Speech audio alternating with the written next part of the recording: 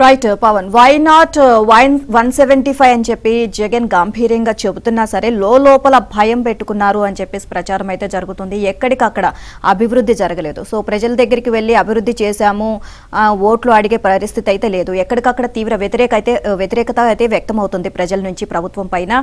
And అంతేకాకుండా ఎక్కడికక్కడ ఇన్ఛార్జీలను, ఎమ్మెల్యేలను ఒక నియోజకవర్గం నుంచి ఇంకొక నియోజకవర్గానికి మార్చడం, అలాగే 80 మంది సిట్టింగ్లకు అసలు టికెట్ లేదు అని చెప్పి చెప్పడం. సో ఇవన్నీ పరిణామాలు ఆల్ ఓవర్ గా చూసినట్లయితే గనక జగన్ కి అసలు గెలుస్తామా లేదా అన్న భయం పట్టుకుంది అన్న విమర్శలు అయితే వినిపిస్తున్నాయి. చూస్తే జగన్ సర్కార్ పై ప్రజల్లో తీవ్ర వ్యతిరేకత. ఇటు సిట్టింగ్ ఎమ్మెల్యేల పైన ప్రజాగ్రహం ఉందని సొంత సర్వేల హెచ్చరిక, నియోజకవర్గాల ఇన్ఛార్జీల మార్పు, ముదురుతున్న టికెట్ల లొల్లి, ఇక సొంత పార్టీ నేతల తిరుగుబాటు నేపథ్యంలో సీఎం జగన్ లో ప్రారంభమైన భయం ఆ పార్టీ ఎమ్మెల్యేలు, ఎంపీలకు సంకటంగా మారింది. వై నాట్ 175 అంటూ జగన్ గాంభీర్యం ప్రదర్శిస్తున్న తాజా పరిణామాలు పార్టీ నేతల్లో గుబులు పుట్టిస్తున్నాయి.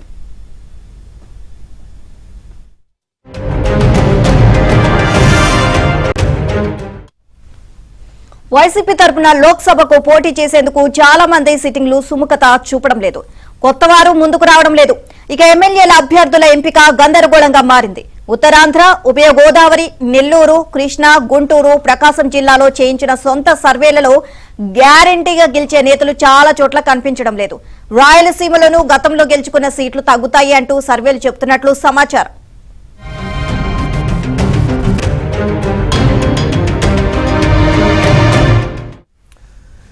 దీంతో 11 మందితో ప్రారంభించిన అసెంబ్లీ నియోజకవర్గ ఇన్ఛార్జీల మార్పు క్రమంగా పెరిగిపోయి జిల్లాలనే చుట్టేసి వైసీపీలో రాజకీయ అస్థిరత్వానికి దారితీసేలా ఉందని అంటున్నారు.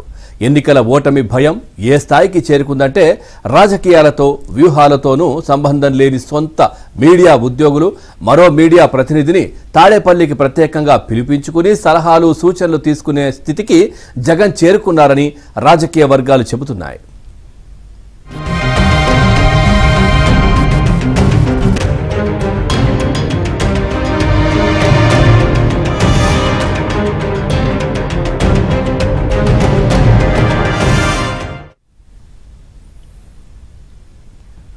వారి నుంచి తీసుకున్న సలహాల మేరకే అభ్యర్థుల మార్పు ప్రక్రియను వేగవంతం చేశారు అని అంటున్నాయి. తెలంగాణలో అభ్యర్థులను మార్చకపోవడం వల్లే కేసీఆర్ ఓటమి చెందారు అంటూ నీలి మీడియా జర్నలిస్టులు ఇచ్చిన సలహా ఇప్పుడు ఏకంగా వైసీపీ కొంపను కొల్లేరు చేసేస్తుంది అని ఆ పార్టీ నేతల్లో ఆగ్రహం వ్యక్తమవుతోంది. ఇదే అంశానికి సంబంధించి మరిన్ని అప్డేట్స్ మా కరెస్పాండెంట్ సత్యాన్ని అడిగి తెలుసుకుందాం. సత్య, ఓవరాల్ గా వైసీపీ ప్రభుత్వంలో జరుగుతున్న పరిణామాలు చూస్తుంటే జగన్ కి అసలు గెలుస్తామా గెలవమా అన్న సందేహం అయితే నెలకొంది అని చెప్పేసి అర్థమవుతోంది. దీనికి సంబంధించి అప్డేట్స్ ఏంటి?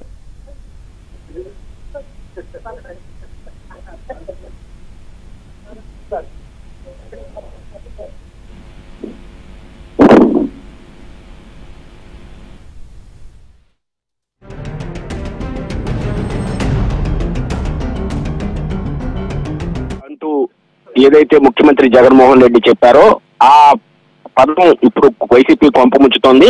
11 మంది ఎం స్థానాల్లో ఇన్ఛార్జీలను మార్చిన వైసీపీ ఇప్పుడు ఆయా స్థానాల్లో మార్చిన తరువాత మిగతా ప్లేసుల్లో వస్తున్నటువంటి ఇబ్బందికర వాతావరణంతో ఇబ్బందులు పడుతోంది. గడిచిన 3 రోజులుగా తాడేపల్లి ప్యాలెస్ వైసీపీ అభ్యర్థులకు తెరుచుకున్నప్పటికీ కూడా వారిలో వచ్చిన వారిని కొంతమందిని మీకు ఈసారి ఎంపీగా అవకాశం ఇస్తామని చెప్పడం, కొంతమందికి అసలు ఈసారి అవకాశం లేదు, మీకు తర్వాత మంచి పదవులు ఇస్తాం అధికారంలోకి వచ్చాకని చెబుతున్నప్పటికీ కూడా వారెవరూ నమ్మే పరిస్థితులు లేరు. ముఖ్యంగా సజ్జల, మిథున్ రెడ్డి వచ్చిన వారిని రిసీవ్ చేసుకుంటూ వారికి ముందే బ్రెయిన్ వాష్ చేసి సీఎం వద్దకు పంపిస్తున్నారు.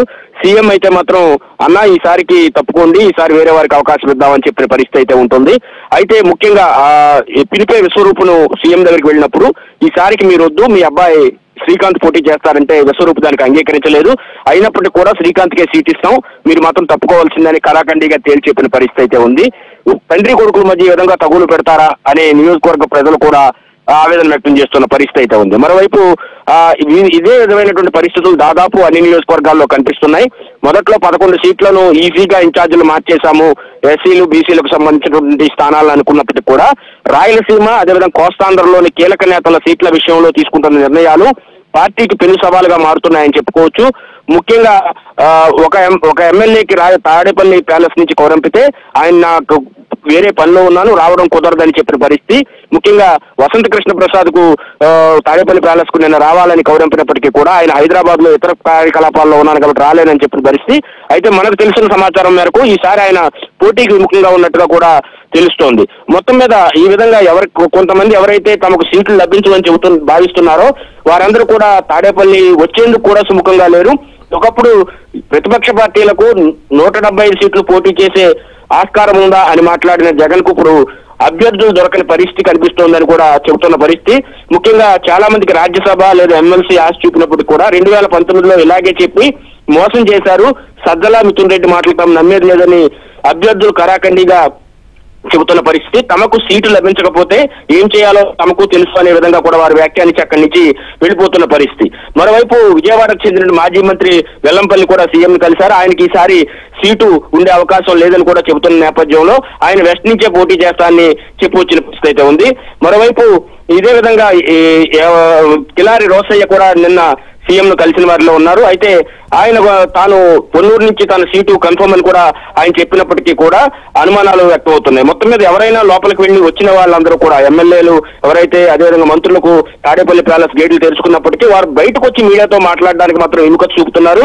మీడియాతో మాట్లాడకుండా వెళ్ళిపోతున్న పరిస్థితి అయితే ఉంది. మరోవైపు తెలంగాణలో ఏదైతే 175కు తెలంగాణలో ఉన్నటువంటి సీట్లలో సిట్టింగ్లకు స్థానాలు ఇచ్చినందువల్ల చాలా సీట్లను బీఆర్ఎస్ కోల్పోయిందనే వాదన ఉన్న నేపథ్యంలో ఏం చేయాలన్న దానిపై మీడియా ప్రతినిధుల సలహాలు కూడా ముఖ్యమంత్రి తీసుకున్నట్టుగా తెలుస్తోంది. ఒక ఇద్దరు మీడియా ప్రతినిధులను తాడేపల్లి పిలిపించి వారితో కూడా మాట్లాడినట్టుగా తెలుస్తోంది.